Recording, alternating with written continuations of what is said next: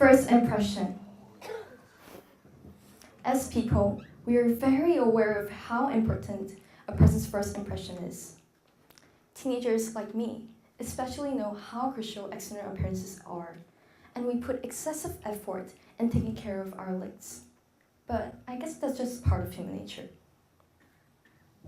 So back to the discussion of first impression.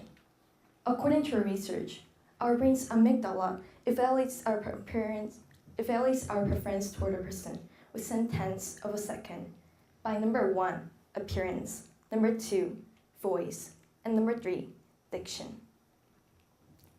I had a serious complex over number 2, my voice. Not that I was confident over appearance or diction either, but I used to hate my voice so much because I thought people would judge me on the instant they heard it. I've temporarily made some foolish efforts to hide my voice from other people, like trying to avoid phone conversations.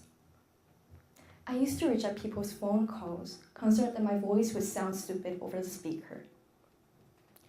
The idea that they would press their phones onto the ear and listen to my creepy voice made me cringe. How crazy is that? So here's another one.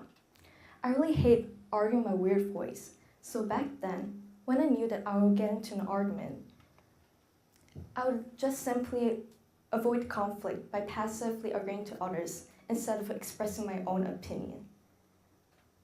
I didn't believe that I could persuade anyone anyways, because I was too self-conscious of my voice. But then, one day, I was hit by a fascinating realization. So I have an older brother who lives in Seoul, and he often visits us in Daegu for a spell.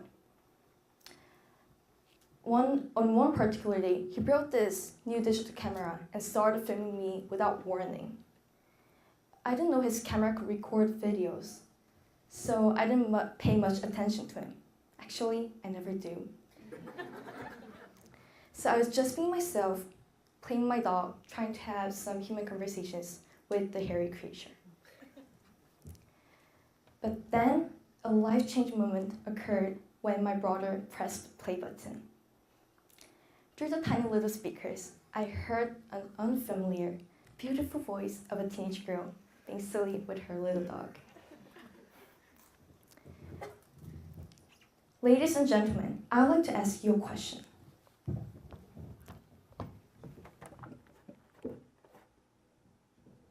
Ladies and gentlemen, I would like to ask you a question. So this is me saying the previous line exactly the same. Does this sound like my voice? Of course it does, why wouldn't it? But not to me, it doesn't. I've researched this phenomenon. As you speak, you hear your voice make some vibrations in your throat, to your mouth, and to your eardrums. This leads you to hear a lower, deeper sound than your actual voice. As a result, many people think that their recorded voice sounds weird, perhaps even embarrassing, that they never want to hear it again. But in my case, it was the complete opposite.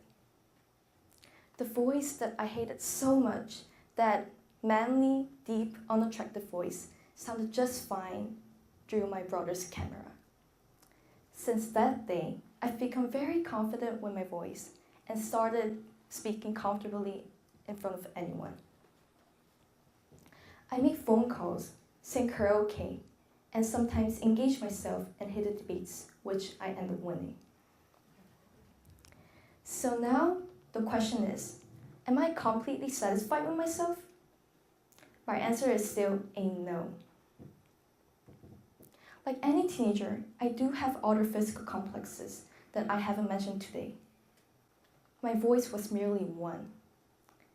But now, I know how to be positive over my deficiencies. I know how to love them, and I know how to be proud of them. I will never again think that others would judge me and define who I am with my flaws, because I now know that from another angle, I am the one judging myself. This is who I am and what I am.